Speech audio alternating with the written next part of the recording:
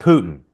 Trump keeps saying he talked to Putin. Sources in the US government keep saying he didn't really talk to Putin. Putin hasn't said. So there's that ambiguity. And of course, one of the, if you want to call it an unmet campaign promises, Trump said he'd end the war in a day. He obviously Mm. hasn't. But that people, if you want to be charitable, you could say that was kind of a rhetorical promise. It's, I'll end it quickly as opposed to literally on the first day, if you want to be generous. How do you think Putin is reading Trump's early moves on the whole chessboard? Is Trump projecting strength to Putin? Is Putin thinking Trump is going to be an easy target, that he'll settle the war on Putin's terms as opposed to Zelensky's terms? How do you think Putin is viewing the first 3 weeks of Trump? Look, I can go first, Helen. Yeah. I think Putin will be alarmed on two fronts.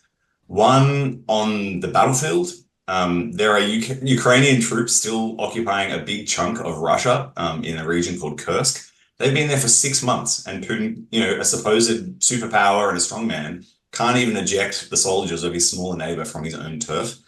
That's on top of almost nightly destruction of his oil facilities.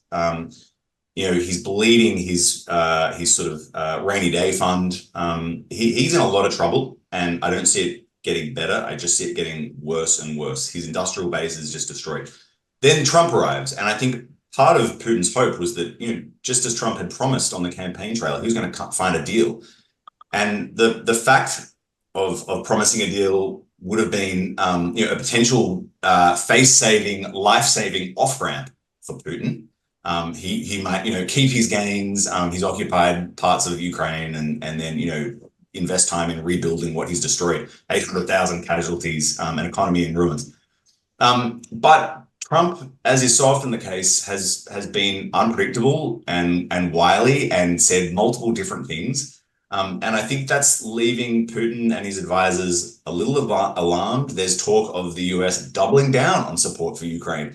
There's talk of the US doubling down on ramping up its energy production, which would push, oil and gas prices even lower, which would decimate what's left of Russia's ability to finance its war. So I think I do think there is a real chance we'll see some kind of a deal. I think it's not, if we do see a deal, it's not going to be the one that Putin had been hoping for and expecting. And part of that is because of continued Ukrainian successes on the battlefield.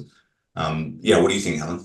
That's right. I mean, Ukraine is doing a lot better than I think most of media portrays. Really, the Russians haven't made way beyond kind of where DC to Dulles Airport is in the last sort of few months. So I think from that perspective, I think the Ukrainians hope that they're able to get some kind of a deal while they're strong and they have a good leveraging position to ensure that, they get the best deal possible, right, under Trump. And I think in some ways we talked about ambiguity with President Putin and President Trump talking, didn't they? Either way, they're both marketers. I think in some ways it's good to have the optics that they talked to make the sense that, Trump and Putin have been discussing this potential ledge that he can walk off, and they've made a deal behind the scenes and they're still projecting power, but at the same time, really, they're able to concede and save some lives outside of the Russian military and also give Ukraine its territory.